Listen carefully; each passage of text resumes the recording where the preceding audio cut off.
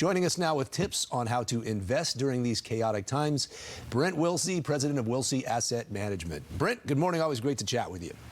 Good morning. Good to be here. We learn so much every time. What do we need to know about investing right now? Where do we start? Well, this is a very difficult time because you have a lot of different things going on. We do have the Russia-Ukraine situation now. Prior to that, we had inflation. We have, the shipping problems. We have all kinds of things going on. So a lot of headwinds for investors. And, three things I'm going to talk about: what to do now, look at your investments, and also, too, people with the 401ks a little bit differently. So, what to do now is understand what's going on. And this is very important. I had dinner Friday night with Congressman Darrell Issa, talking about what they're seeing in Washington. I've been doing a lot of reading about the situation. This is something that could last a week. It could last a month. You don't know as an investor, so you have to be prepared for these things. And what I want to tell people is keep calm. Don't make a rash decision because it's probably the wrong decision. Keep calm, do your analysis, think about things. And again, very important to analyze your portfolio, what you have in the portfolio, and what is going on. What are your goals? What do you want to accomplish here? You're doing a one-year time frame, or you're trying to plan for retirement. Understand how these things of inflation and the situation in Ukraine, how's it going to affect your portfolio?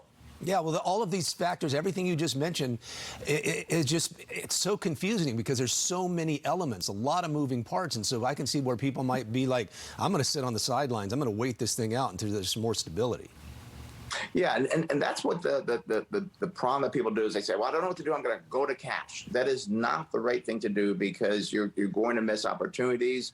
And I do want to point out to people during the Iraq war that we had back in 1990, it took about 6 months to turn around. Even World War II, as bad as that was, it took 1 year for the market to turn around. And the one that really surprises me was 9/11. If you went to cash, a month later, you were wrong because they were back in the positive territory. So you've got to look at your portfolio. Look at, are there things that are still overpriced? There are a lot of equities that now have come down 30, 40, 50, even 80%. Ones like Peloton have just dropped dramatically.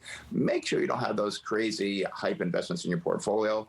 And again, as I said, don't sell everything. Maybe there are some things you should be selling. We'll look at them, analyze them, or talk to your advisor. Are these ones that I should be selling or not? And then also to diversify your portfolio. Look at the portfolio. Do you have things that will do well if when inflation's here, if rates go up? Do you have things that will do well if things don't go that direction? Analyze the portfolio. Okay, are there any particular sectors that you like or dislike in these times? Well, there really are some good sectors you can kind of look at because, again, we know that, right now, inflation is here. It's not going away. And what has asked you to actually work with on that is that banks will do well when rates go up.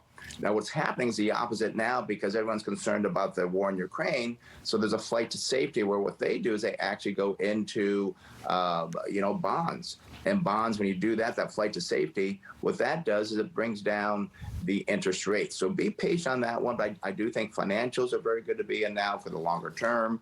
Also, too, consumer cyclicals are very good to be in the longer term. But also, too, you got to be diversified. You may want to put some gold in your portfolio via an ETF because if this war does continue longer, well, that will do well. So you don't know what's going to go on, and don't bet 100% either way. Look at your long-term investor, go with different investments. In your notes you have here with regard to 401k, make changes to current holding and contributions. Yes, and this is very different because your 401k, you don't have the luxury of maybe having different equities. You may have 4, 8, maybe only 10 different options. You got to choose the best one there. So first of all, review what you have in your portfolio.